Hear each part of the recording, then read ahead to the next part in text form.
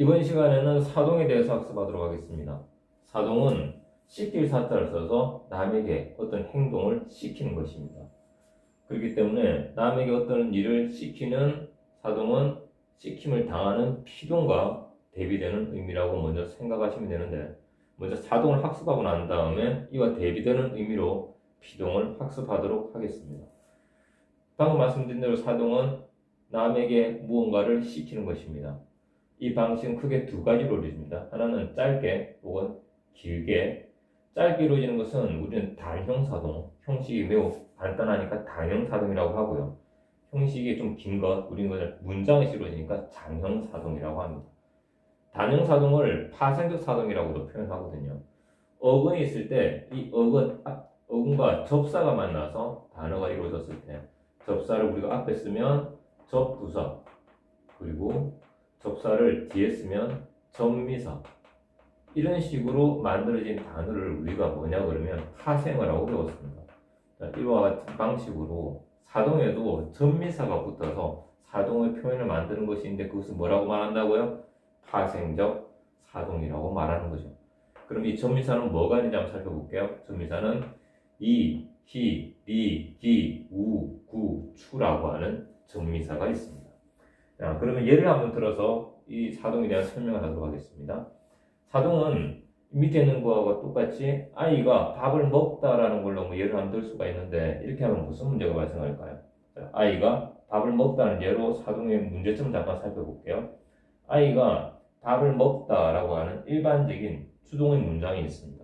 자, 그럼 이 문장을 우리가 사동으로 바꾸지 않으면 무슨 문제가 발생했냐면, 누가 밥을 주체적으로 먹는지 몰라요.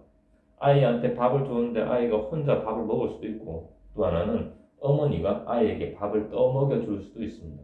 해석 자체가 중의성이죠. 해석 자체가 여러 가지 의미로 해석이 됩니다. 그런데 이것을 사동문을 바꾸면 이러한 중의성이 완전히 해소됩니다. 어머니가 아이에게 밥을 먹였다라고 하는 사동문으로 바꾼다고 해보죠. 그러면 아이가 밥을 먹는지 아니면 어머니가 밥을 먹였는지에 대한 궁금증이 해소되면서 해석의 중요성이 사라지게 된다는 거죠. 그리고 이렇게 길게 쓴 장형사동에서 해석의 중요성이 사라진다는 바로 이 부분 때문에 사동 표현은 많이 쓰이고 있습니다. 그런데 사동은 일반적으로 앞에 말했던 이, 히, 리, 기, 우, 구, 추라고 하는 접미사를 이용한 단형사동밖에 없을까요? 그렇지 않습니다. 이중사동이라고 있습니다. 학교에 따라서는 불필요한 사동이라고도 배우기도 한데요. 어떤 내용인지 한번 살펴볼게요. 접미사가 두 개를 겹쳐 쓰는 거죠. 앞에 접미사 이, 히, 리, 기, 우, 구, 추가 한 번 더 쓰여가지고 만들어지는 사동, 우리가 이중사동이라고 합니다. 건물이 서는 거예요. 서다라고 하는 기본 형식을 우리가 건물을 세우다라고 하게 되면 어떻게 될까요? 서다 밑에 뭐가 들어가 있죠? 이와 우가 들어간 겁니다. 여기에 있는 이와 우가 한꺼번에 같이 들어가게 되는 거죠. 물을 채우다, 물이 차다라고 하는 것, 물이 차다라고 하는 것에 대해서 이와 우가 또 같이 쓰였습니다. 이와 우가 같이 쓰인 거죠. 또 아이가 자다, 아이를 재우다, 이걸 갖다가 어떻게 할까요? 자다 밑에 이와 우를 붙여서 아이를 재우다라고 표현하는 거죠. 여기 나오는 이와 우가 또 같이 쓰였다는 것을 알 수 있습니다. 이러한 표현 방법을 우리는 이중사동이라고 하는 거죠. 이까지만 하면 사동에 대한 기본적인 표현은 다 이해할 수 있을 거라고 생각합니다. 단지 여기에서 사동을 쓸 때 우리가 주의해야 될 부분들이 있습니다. 뭐냐면 사동은 앞에 말했듯이 남에게 시키는 거잖아요. 그래서 뭘 시킨다라고 하는 말을 조금 더 남용하게 되면 문장의 의미가 일반적이지 않게 좀 문법적인 내용에서 많이 틀렸다고 생각되는 부분들이 있거든요. 예를 하나만 들어볼게요. 시키다를 남용하는 것으로 예를 들면 기계를 가동시키다. 기계한테 가동하라고 뭘 시키는 거예요. 기계가 주체가 되어서 스스로 가동할 수 없잖아요. 그러니까 어떻게 써야 될까요? 기계를 가동하다라고 써야 되는 거죠.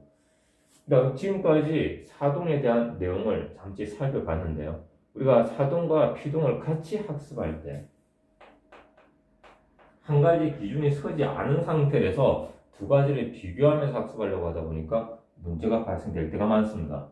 먼저 사동의 내용을 확실히 학습했다는 기준 전제를 두고 그러면 피동에 대한 설명을 하도록 하죠.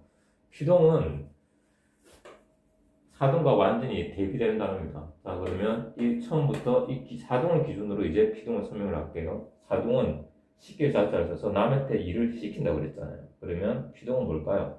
남에게 일을 당하는 것이 되는 겁니다. 남으로 인해서 자기가 일을 당하게 되는 것이 피동이 되는 거죠. 고양이가 생쥐를 잡았어요.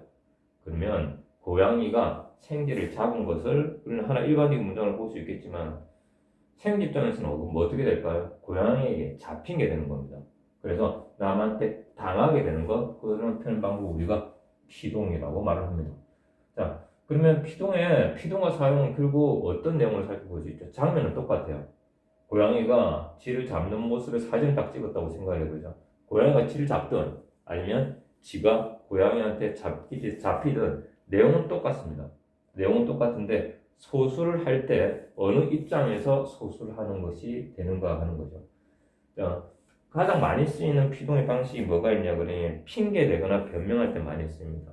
자, 어린 아이가 그릇을 깼어요. 자, 그러면 어린아이가 그릇을 깬 거를 있는 그대로 내가 그릇을 깼다고 표현할까요? 아니죠. 그릇이 깨졌어 라고 표현하는 거죠. 이런 방식으로 받아들이는 입장에서 문장의 초점을 어느 쪽에 두게 하는가, 바로 그것이 피동과 사동의 구분할 때 핵심이라고 보시면 됩니다. 자, 그러면 이때는 피동을 표현해서는 또 어떤 게 있을까요? 자, 짧게 표현하는 방법도 있죠. 그리고 길게 표현하는 방법도 있습니다. 사동에 짧게 표현한 단형사동과 장형사동이 있듯이 피동에도 똑같이 단형사동과 장형사동이 있습니다. 단형사동에서 보면 앞에 말 외웠죠? 이, 히, 리, 기, 우, 구, 주까지 외웠을 겁니다. 그러나 여기에는 피동으로 되게 되면 뭐까지 쓴다고요? 이, 히, 리, 기까지만 쓰게 된다는 거. 단형 피동에서는 이, 리기까지만 쓰고 우구추는 사동 표현으로 이, 리, 우구추는 사동 표현으로만 쓰고 피동 표현은 이, 히, 리, 기까지만 쓴다는 것을 암기하셔야 될 거예요. 알고 있으셔야 될 것 같습니다. 그리고 또 하나 볼게요. 통사적 사동으로는 시킴을 당해서 되는 거잖아요. 그래서 우리는 어떻게 해야 될까? 뭐 어지다, 아니면 뭐 하게 되다라고 우리가 예시를 뒤에 나와 있는 부분이 통사적 사동에 대한 내용입니다. 자, 이중 피동은 없다고 보시면 됩니다. 자, 지금까지 사동과 피동에 대해서 배웠습니다. 학습을 할 때 앞에도 말씀드렸듯이 사동과 피동을 같이 놓고 보다 보니까 하나가 기준 잡히지 않은 상태에서 학습을 하니까 자꾸 문제가 발생합니다. 사동을 확실히 기준 잡고 학습을 하고 난 다음에 이와 비추어서 다른 것을 피동을 학습을 하게 된다면 훨씬 더 학습 효과가 높아질 거라고 생각합니다. 오늘 여기까지 사동과 피동에 대해서 학습했습니다.